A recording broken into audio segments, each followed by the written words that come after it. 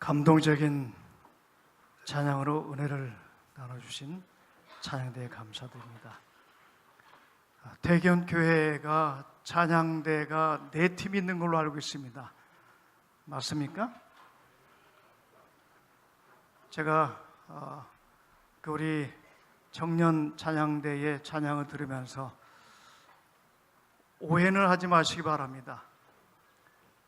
옆에 별내교회 찬양대보다 훨씬 은혜로운 것 같습니다. 그렇다고 가서 일르진 마시기 바랍니다. 70, 80, 90 찬양대도 있는 걸로 알고 있습니다. 하나 더 붙여서 70, 80, 90, 10까지 좀 참여하면 어떨까 그런 생각을 해보게 됩니다. 오늘 이 아침에 흐트러짐이 없이 주를 섬기라 말씀의 제목으로 함께 하나님의 말씀을 살펴보려고 합니다. 이 앞에 있는 우리 패스터 대원들에게 질문하겠습니다. 여러분 앞에 사진이 하나 보이시죠? 퀴즈입니다. 대신 선물은 없습니다.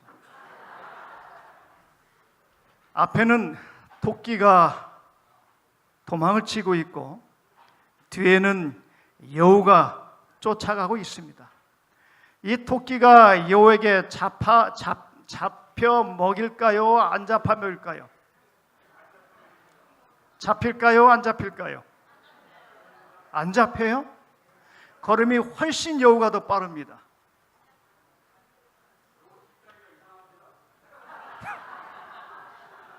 여우 뒷다리가 이상합니까? 정상적입니다.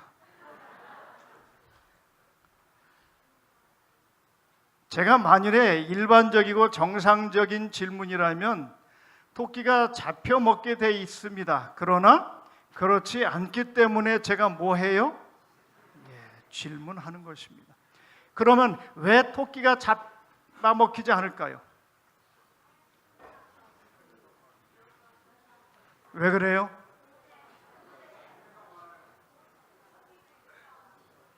이게 뭔 소리인지 잘 모르겠습니다. 자, 여우는 이 토끼를 잡아먹는 것은 한 끼 식사만 해결하기 위해서 뜁니다. 그러나 토끼에게는 뭐 하기 위해서 뛰어요? 살기 위해서 뛴다고 하는 것입니다. 누가 더 집중력이 강할까요? 그래서 토끼가 죽을 힘을 다하기 때문에 잡아먹히지 않는다고 하는 것입니다. 우리의 구원도 마찬가지라고 생각이 됩니다. 구원이 간절한 자가 구원에 집중할 수 있다고 하는 것입니다.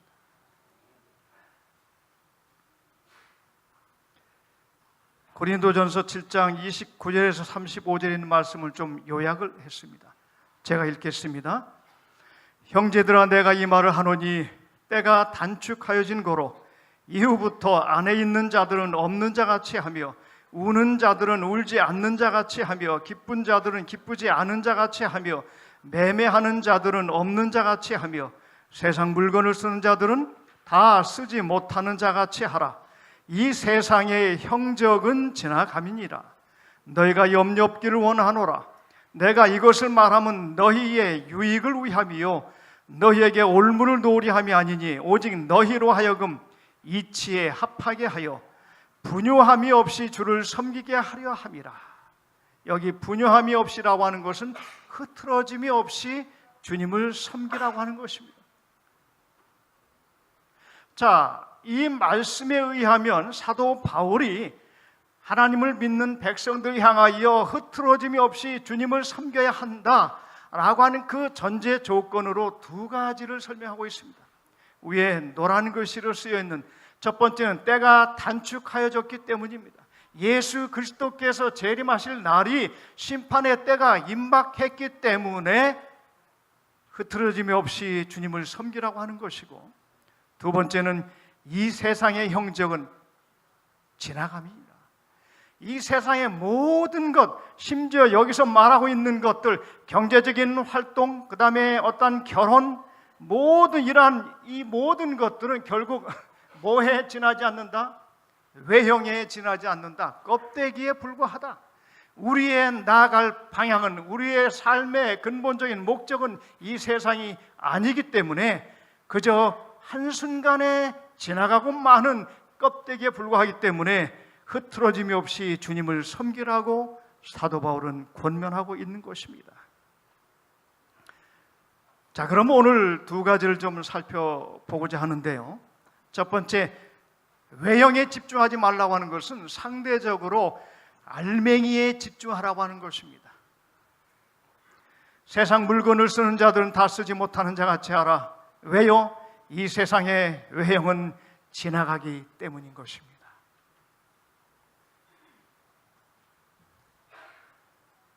여러분, 강정 좋아하십니까? 우리 아이들 강정이 뭔지 혹시 알아요? 자, 그림 보면 알 겁니다. 분홍색, 노란색, 하얀색, 검정색, 빨간색, 다양한, 정말 겉보기에는 먹음직하고 보안직하고 맛있어 보여요. 그런데 한 입 베면 그 안에 뭐예요? 썰렁합니다. 텅 비어 있어요. 이걸 일컬어 뭐라 말해요? 속빈 강정이라 말합니다. 사전에 이렇게 말하고 있습니다. 겉만 그럴듯하고 실속이 없음을 비유적으로 이르는 말. 이것이 속빈 강정인 것입니다. 우리의 인생사에 있어서 이 세상의 대부분의 모든 것들이 영적으로 예수 그리스도가 그 모든 것들의 중심이지 아니할 경우에 그러한 모든 것들은 뭐에 지나지 않는다? 껍데기에 지나지 않는다. 속빈 강정이라고 하는 것입니다. 저는 이 시간에 좀 무거운 얘기를 잠깐 하려고 합니다. 최근에 여러 재림교회, 하나님의 남은 교회를 흔드는 일들이 여러 사람들에 의하여 일어나고 있습니다. 오래 전부터 재림교회는 시기파, 입산파, 박명호 이런 많은 사람들이 흔들었어요. 그러나 하나님은 끄떡없이 여기까지 인도하셨습니다. 최근에 충북 제천 쪽에 동전 앞에 소속된 한 작은 교회에 남아무개라고 하는 장로님이 있는데, 그리고 원주에 하아무개라고 하는 집사님이 있는데, 이분들은 평신도로 대단히 유명한 분들입니다. 그리고 스쿠시라고 하는 사람, 이런 사람들이 성령을 부인하며 삼위일체를 부정하고 있다고 하는 것입니다. 그럴듯한 논리로 하나님의 백성들을 미혹하고 있어요. 그래서 여러 사람들이 재림교회를 떠나고 있습니다. 최근에 우리가 알고 있는 것처럼 인근에 강아무개 목사, 곽아무개 목사, 이아무개, 이러한 여러 사람들이 재림교회의 교리적 신앙이 잘못됐다라고 말하며 율법은 폐지되었다, 그렇게 가르치며 안식일을 굳이 얽매여 지킬 필요가 있겠느냐? 아무 날이나 지키면 된다라고 말하며 겉으로는 그럴듯하게 복음으로 포장합니다. 이것 또한 속빈 강정이라고 하는 것입니다. 여러분, 강정의 특징이 세 가지가 있어요. 첫 번째 뭐예요? 아무리 먹어도 배가 불러요? 부르지 않아요? 배가 부르지 않아요. 여러분, 오늘날 교회를 흔드는 이러한 이 특별한 무리들에게 간다 한들 그들이 주는 말씀의 기별이 우리의 영적인 갈급함을 채워주지 아니한다고 하는 것입니다.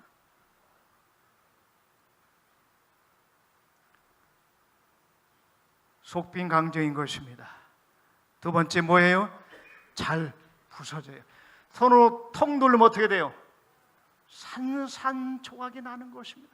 마치 눈송이가 훅 흩어지는 것처럼 잘 부서진다고 하는 것입니다.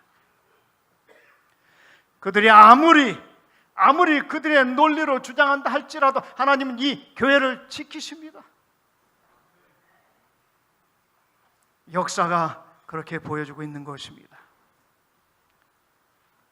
훅 불면 잘 날아갑니다. 그동안 그들이 아무리 노력하고 아무리 주장했지만은 시간이 지나면 다 흩어지는 모습들을 우리가 보지 않습니까? 속빈 강정이라고 하는 것입니다. 복음으로 포장한 겉사람, 그러나 우리 하나님은 진리로 무장한 속사람의 중심을 보신다고 하는 사실을 우리가 기억해야 할 것입니다. 마태복음 24장 24절에 예수님께서 마지막 때 이 세상에서 일어날 징조를 말씀하시면서 이렇게 말씀하셨습니다. 거짓 선지자들이 일어나 할 수만 있으면 택하신 자들도 미혹하게 하리라. 수많은 사람들이 하나님의 백성들을 미혹하게 할 것입니다. 지금 일어나는 현상들은 별거 아닙니다. 더 큰 기사와 이적으로 하나님의 참 백성들을 흔들 날이 올 것입니다. 이미 시작되었습니다.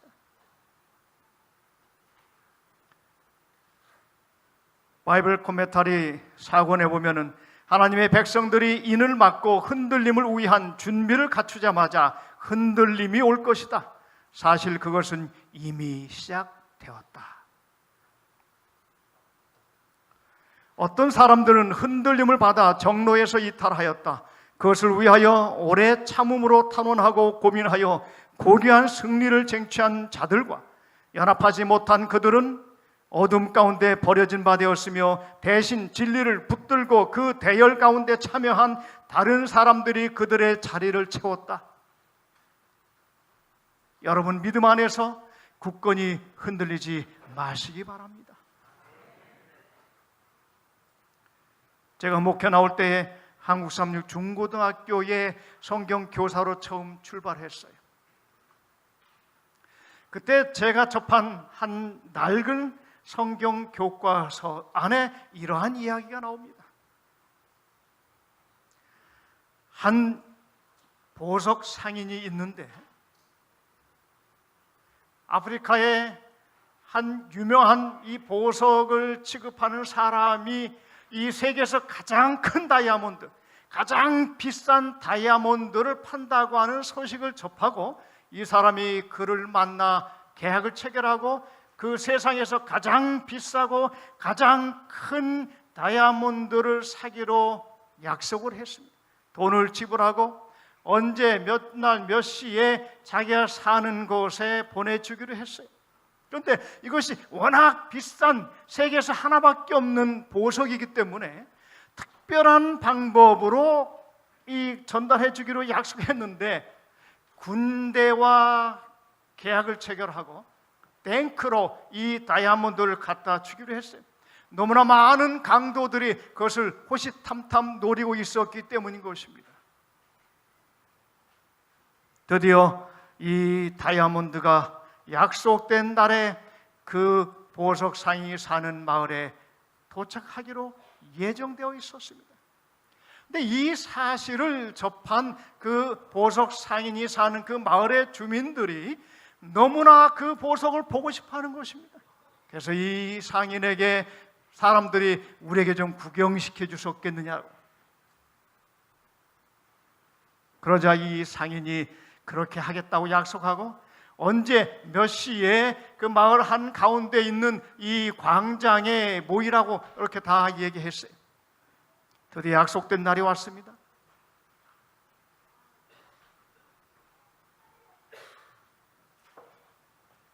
1시간이 지났어요. 2시간이 지났어요. 그런데 저 마을 어귀에서 탱크가 오는 소리가 들려야 하는데 들리지 아니하고 오지 아니하는 것입니다. 그런데 그 순간 한 우체부가 땀을 뻘뻘 흘리면서 그 누런 봉투 있지 않습니까? 누리 끼끼하고 볼품없는 한 소포를 들고 내가 저 사람을 만나야 한다고. 그리고 그 관중들을 해치고 그 마을 광장 한복판에 놓여 있는 그 무대에 올라가서 그 소포를 그 보석 상인에게 전해 주었습니다. 이 사람은 이 누리끼끼하고 허름한 볼품 없는 그 소포의 겉 주소를 보게 되었어요. 누가 보냈을까? 이 사람은 손이 떨리기 시작했습니다. 바로 세계에서 단 하나밖에 없는 그 다이아몬드를 자기에게 판 사람의 주소와 이름이 거기에 적혀 있는 것입니다. 그는 부들부들 떨리는 손으로 그 소포를 개봉을 하고 드디어 그 안에 열어보니 거기에 바로 뭐가 들어있어요? 다이아몬드가 들어있었던 것입니다. 이 다이아몬드를 아무리 탱크로 전달한다 할지라도 강도들이 그냥 두지 않을 것이라고 예측했기 때문에 생각지 않은 방법으로, 일반적인 방법으로 이 다이아몬드를 그 상인에게 보낸 것이었습니다. 예수 그리스도가 우리에게 어떠한 모습으로 오셨습니까? 유대인들은 유대인의 왕으로 기다렸습니다. 화려한 메시아로 기다렸습니다. 그러나 우리 그리스도는 나사렛 예수로 초라한 목수의 아들로 이 땅에 오셨다고 하는 것입니다. 이처럼 우리가 기대한 예수 그리스도는 외형에 지나지 아니하는 이 세상의 구주로 오신 것이 아니라 죄로 인하여 죽을 수밖에 없는 우리를 위하여 초라한 나사렛 예수로 이 땅에 오셨습니다.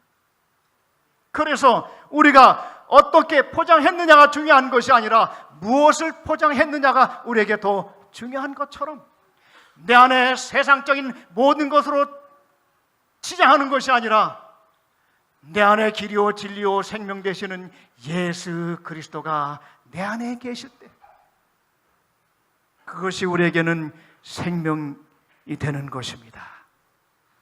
여러분, 우리가 이 세상에 잠깐이면 사라지고 마는 껍데기에 불과한 것으로 여러분 우리가 포장하는 것보다는 내 안에 진리 되시는 예수 그리스도로 포장을 하시기 바랍니다. 그 다음에 두 번째, 재림의 소망에 집중하라고 하는 것입니다. 재림의 소망에 집중하라. 형제들아, 내가 이 말을 하노니 때가 단축하여진 거로. 때가 단축하여진 거로. 여러분, 예수님이 언제 오실 것 같습니까? 마태복음 24장 42절부터 보면은 예수님은 생각지 않은 때에 오신다고 기록되어 있어요. 생각지 않은 때에. 여러분, 생각지 않은 때가 어떠한 때입니까? 제가 질문하겠습니다. 우리 어린이들, 예수님이 언제 오실 것 같아요? 100년 뒤에?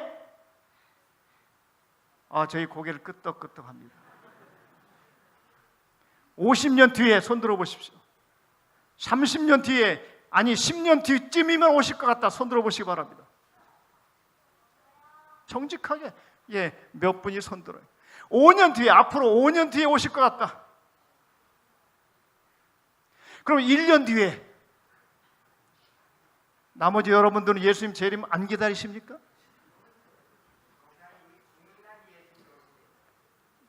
자, 그러면 일주일 뒤쯤이면 오실 것 같다. 아니면 오늘 밤에 오실 것 같다. 여러분, 분명한 사실은 오늘 밤에 예수님이 틀림없이 오신다고 믿는 사람 있어요, 없어요? 단 한 명도 없어요. 그것이 생각지 않은 때라고 하는 것입니다. 그것은 지금 말씀하신 것처럼 우리가 죽을 때일 수도 있고, 개인적으로는 틀림없는 사실은 생각지 않은 때라고 하는 것은 언제 오실지 모른다고 하는 것입니다. 분명한 사실은 때문에 예수님의 오실 날이 임박했다고 하는 것입니다. 그러면 여러분은 예수님의 재림을 더 기다리며 삽니까? 아니면 예수님이 아닌 그 어떠한 것, 다른 것을 기다리며 사는 삶을 살고 계십니까? 제가 지난 연말에 어느 한 교회를 방문하게 되었는데 거기에 이제 특별한 순서를 쓰는데 송년 음악회를 하면서 기쁘다 구주 오셨네, 기쁘다 구주 오셨네, 더 이상 부르지 않겠습니다. 제가 노래를 못하니까.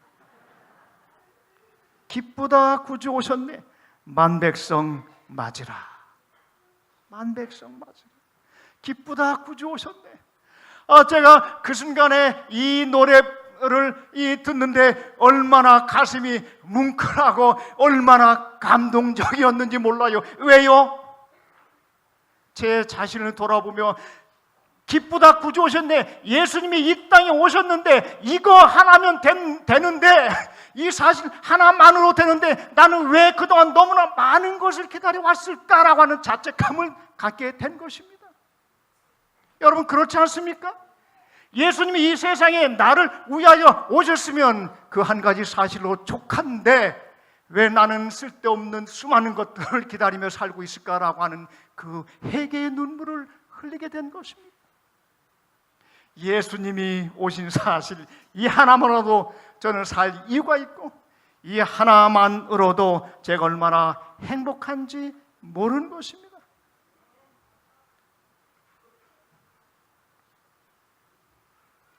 소탐대실, 소탐대실, 이게 무슨 뜻입니까? 작은 것을 탐하다 큰 것을 잃어버린다고 하는 것입니다. 우리가 예수 그리스도의 다시 오심을 바라보며 그 재림을 기다리는 그 소망으로 사는 것이 아니라, 이것이 가장 내 인생에 있어서 큰 역사인데 그것이 아닌 다른 것들, 이 세상의 염려나 내 자식이나 아니면 나의 성공이나 부나 물질이나 이러한 세상적인 것들로 인하여 그 욕심 때문에 예수님의 재림의 소망을 놓친다고 하면 이것이야말로 뭐예요? 소탐대실인 것입니다. 지난 2018년 8월 15일에 이탈리아의 한 높은 다리에서 갑자기 성수대교가 무너진 것처럼 이렇게 무너졌습니다. 이로 인해서 42명이 죽었는데 신문 기사의 제목이 이렇게 나와 있어요. 추월차 때문에 브레이크 밟아 붕괴한 다리 끝에서 살아났다. 이것은 뭐냐면, 여러분 보시는 것처럼 맨 저 이 끊어진 바로 직전에 한 녹색 트럭이 서 있습니다. 이 운전자는 구사일생으로 살았어요. 마침 이 다리를 지나가고 있는데 갑자기 옆에 차선에서 한 승용차가 자기의 차를 가로지르면서 추월하는 것입니다. 자기 차 앞으로 바로 끼어들면서 추월하기 때문에 이 차는 그만 뭐하고 말았어요? 브레이크를 밟게 되었습니다. 순간이었습니다. 찰나였습니다. 불과 1, 2초 사이였습니다. 그가 만일에 브레이크를 밟지 않았더라면 그 차도 어떻게 되었을까요? 떨어지고 말았을 것입니다. 그렇습니다. 사랑하는 성도 여러분, 우리에게는 스탑이라고 하는 브레이크가 필요한 것입니다. 이 세상을 향하여 우리가 질주할 때 그 순간마다 우리는 브레이크를 밟고 내가 어디로 가고 있는지를 다시 한번 돌아볼 필요가 있다고 하는 것입니다. 우리는 어디로 가고 있어요? 예수 그리스도께서 재림하시는 그날 저 아름다운 하늘 본향을 향하여 가고 있는 백성들이 아닙니까? 그래서 우리는 종종 스탑, 브레이크를 밟아야 하는 것입니다. 여러분, 하늘나라가 어떠한 나라일까요? 아무런 근심과 걱정이 없고 모든 것이 풍부하고 아름다운 곳에서 행복감을 깊이 느낄 때 사람들은 마치 어디에 온 것 같다? 천국에 온 것 같다 라고 말합니다. 요한복음 14장 1절과 3절에 보면 너희는 마음에 근심하지 말라. 하나님을 믿으니 또 나를 믿으라. 내 아버지 집에 거할 곳이 많도다. 그렇지 않으면 너에게 이르렀으리라. 내가 너희를 위하여 처소를 예비하러 가노니 가서 너희를 위하여 처소를 예비하면 내가 다시 와서 너희를 내게로 영접하여 나 있는 곳에 너희도 있게 하리라. 여러분, 천국에 가고 싶습니까? 그러면 그 하늘나라가 어떠한 곳일까요? 천국으로 안내하겠습니다. 첫 번째, 여기 이렇게 말하고 있습니다. 크고 높은 성곽이 있고 12문이 있는데 문에 12천사가 있고 그 문들 위에 이름을 썼으니 그 성은 네모가 반듯하여 장광이 같은지라. 그 성곽은 벽옥으로 쌓였고 그 성은 정금인데 맑은 유리 같더라. 그 성의 성곽의 기초성은 각색 보석으로 꾸몄는데 그 12문은 12진주니 문마다 한 진주요 성의 길은 맑은 유리 같은 정금이더라. 여러분, 우리가 하늘에 가면은 이 새 예루살렘 성이 바로 이렇게 정금으로 깔려 있는 곳에 우리가 가게 될 것입니다. 이 세상의 그 어떤 아름다운 곳보다도 정말 여기가 천국이구나 라고 고백했던 그곳보다 비교할 수 없는 곳이 어디예요? 하늘나라인 것입니다. 두 번째, 저가 수정같이 맑은 생명수의 강을 내게 보이니 하나님과 및 어린 양의 보좌로부터 나서 길 가운데로 흐르더라. 강 좌우에 생명나무가 있어 12가지 실과를 맺히되 달마다 그 실과를 맺히고 그 나무 잎사귀들은 만국을 소성하기 위하여 있더라. 여러분, 우리가 하늘나라에 가면 뭐 먹고 삽니까? 피자 먹을까요? 떡볶이 먹을까요?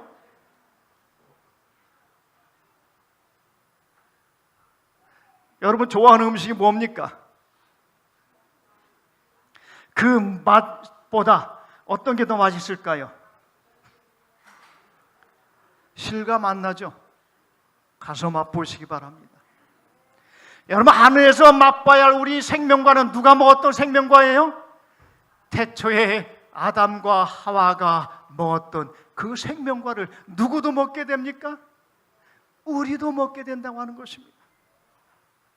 세 번째는 모든 눈물을 그 눈에서 닦아주시니 다시는 사망이 없고 애통하는 것이나 곡하는 것이나 아픈 것이 다시 있지 아니하리니 처음 것들이 다 지나갔음이로라. 여기 슬픔도 눈물도 아픔도 고통도 곡하는 것, 이러한 것들이 다시는 있지 않겠다고 그럽니다. 저희 어머니가 지금 95세입니다. 저희 어머니가 늘 하시는 말씀이, 아이고 원시가 왜 하나님은 나를 아직도 안 데리고 가시는지 모르겠다. 빨리 가야 되는데 너희들 힘들지 이래요.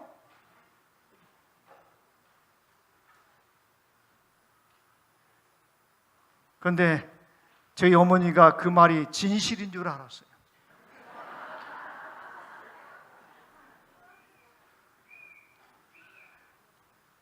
어느 날 저희 어머니에게, 어머니 하늘나라 가고 싶죠?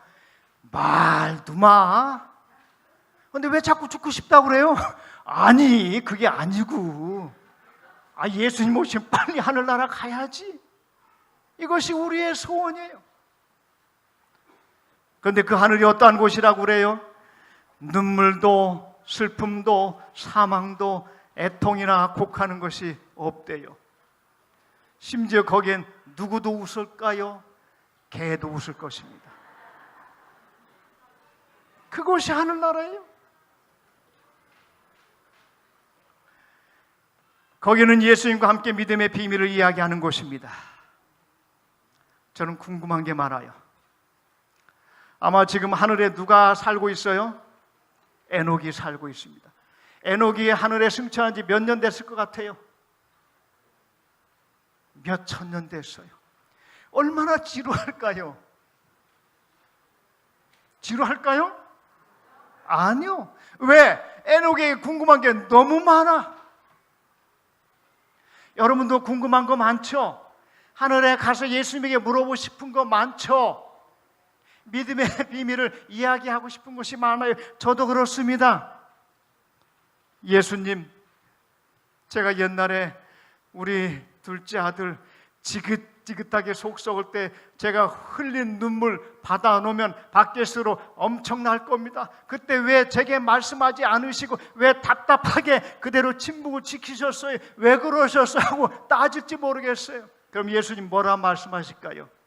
그래, 힘들었지, 정말 힘들었지, 고생했다, 수고했다, 정말 오래 참았다. 내가 그 사실을 이야기해 줄게. 여러분 각자에게 가지고 있는 믿음의 비밀들을 이야기할 수 있는 곳이 하늘나라인 것입니다. 그래서 뭐 하고 싶어요? 나도 하늘나라 가고 싶습니다. 제가 마지막으로 동영상을 하나 좀 보여드리려고 합니다.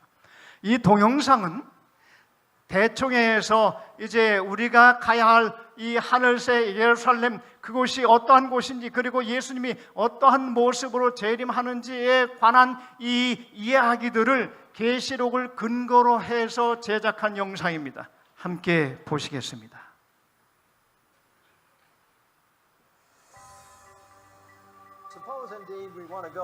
지금부터 대기권을 지나 하나님의 보좌로 가보겠습니다.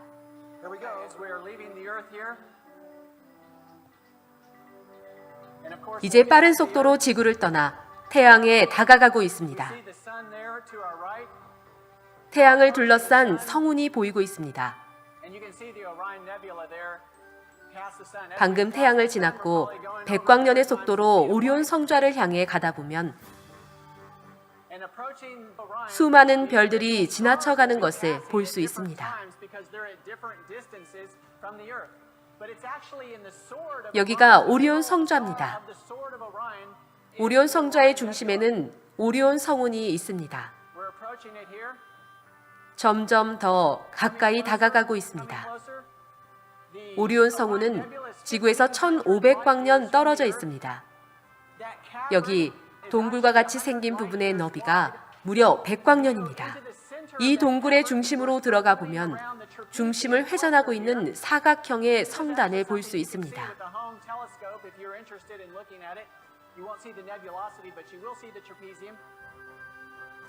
성단 안으로 들어가 보겠습니다. 계속해서 성단을 지나서 드디어 우리는 하늘나라, 찬란한 보석들과 진주문으로 둘러싸인 새 예루살렘에 도착했습니다. 이제 새 예루살렘의 성전으로 들어가고 있습니다. 성소입니다. 성소 안으로 들어가다 보면 무엇이 있을까요? 큰 빛이 우리 앞에 보이고 왕 중의 왕이신 대제사장과 십계명이 보입니다. 이곳은 하나님의 보좌 바로 앞입니다. 예수님께서 구속의 경륜과 자비를 주지하시면서 우리를 중보하고 계십니다. 예수님께서 재림하실 때 지성소에서 나오셔서 지구로 돌아오실 것입니다. 이제 예수님이 새 예루살렘에서 떠나시고 우주 공간으로 나오셔서 오리온 성좌와 성단을 지나 원 형태의 배열을 갖추고 오십니다. 예수님은 천광년의 속도로 지구를 향해 다가오십니다. 지구 가까이 와서는 속도를 좀 늦추셔야 할 겁니다.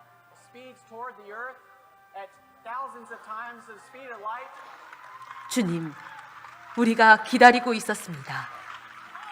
어서 오시옵소서.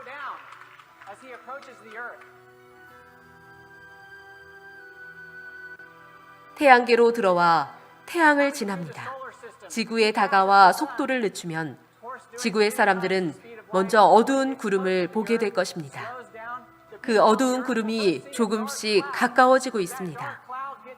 조금씩 빛나고 더욱 빛나며 온 하늘을 빛으로 덮었습니다.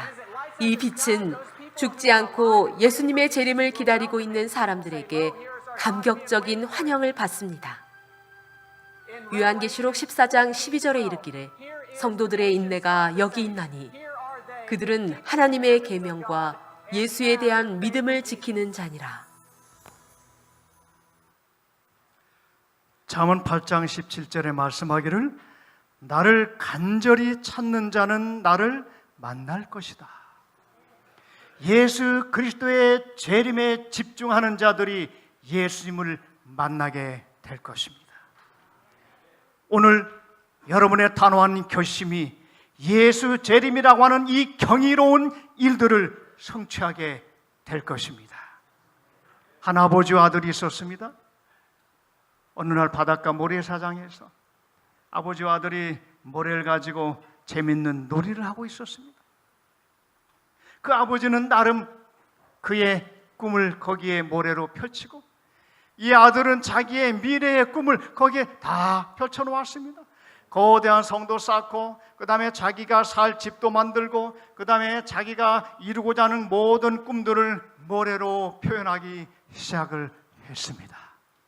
그리고 거기에 우리가 어린 시절 했던 것처럼 모래를 손등 위에 수북이 쌓은 다음에 두드리면서 두꺼 봐 헌집 줄게 새집 다오. 그들의 미래를, 그들의 꿈을, 그들의 소원을 거기에 만들고 있었습니다. 그때 어느 순간인가 느끼지 못할 정도로 밀물이 철썩 흘러 들어와서 한순간에 그 모래를 흔적 없이 사라지게 하고 말았습니다. 그때 아버지가 아들에게 이렇게 말합니다. 일어나면서 손을 툴툴 털고 아들아, 이제 그만 집으로 돌아가자. 이제 그만 집으로 돌아가자. 아마도 예수 그리스도께서 재림하시는 그날 저와 여러분들을 향하여 아무개야 정말 수고했다. 이제 그만 집으로 돌아가자. 거지와 나그네의 차이점이 있다면 거지에게는 돌아갈 집이 없지만 나그네에게는 돌아갈 집이 있다고 하는 사실입니다.